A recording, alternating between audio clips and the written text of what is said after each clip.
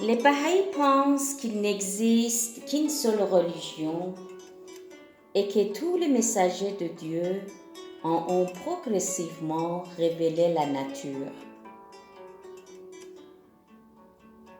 Pour les Baha'is d'origine juive, Baha'u'llah est la manifestation du Dieu désormais promis et descendu sur terre avec des dizaines de milliers de saints.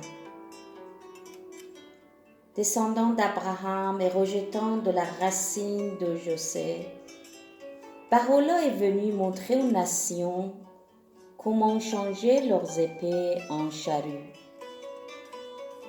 Bien des aspects de l'exil involontaire de Baha'u'llah sont considérés comme l'accomplissement de nombreuses prophéties contenues dans la Bible.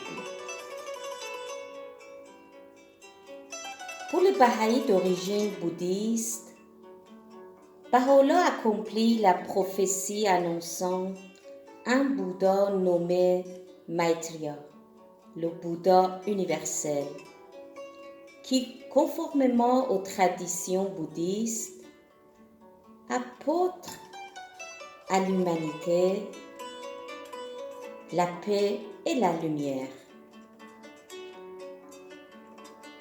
Il voit en lui l'accomplissement de nombreuses prophéties, comme le fait que le Maitreya Bouddha soit venu d'Occident, l'Iran étant à l'ouest de l'Inde.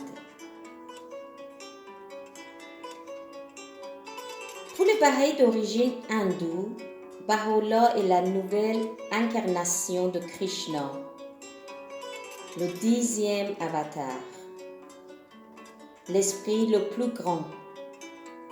Il est celui qui naît et ne meurt pas, celui qui, lorsque la bonté vient à s'affaiblir, revient à tout âge à rétablir la droiture promise dans la Bhagavad Gita. Pour les Baha'is d'origine chrétienne, Baha'u'llah remplit les promesses paradoxales du retour de Christ dans la gloire du Père, comme un voleur dans la nuit.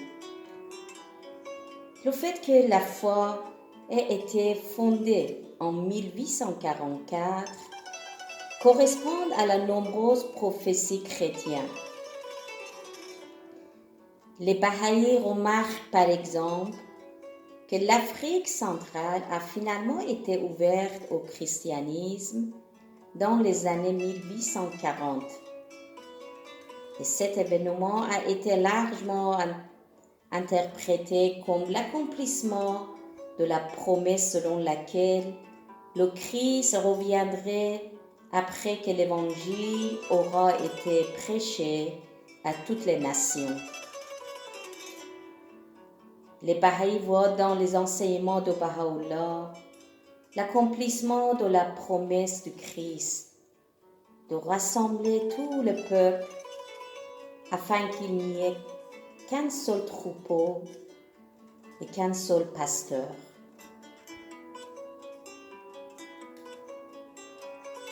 Pour les Baha'is d'origine musulmane, Baha'u'llah remplit la promesse faite par le Coran pour le jour de Dieu et de la grande révélation quand Dieu descendra sur terre, dissimulé dans un amas de nuages, et il voit dans les mouvements Babi et Baha'i l'accomplissement de nombre de déclarations de Mohammed restées longtemps énigmatiques.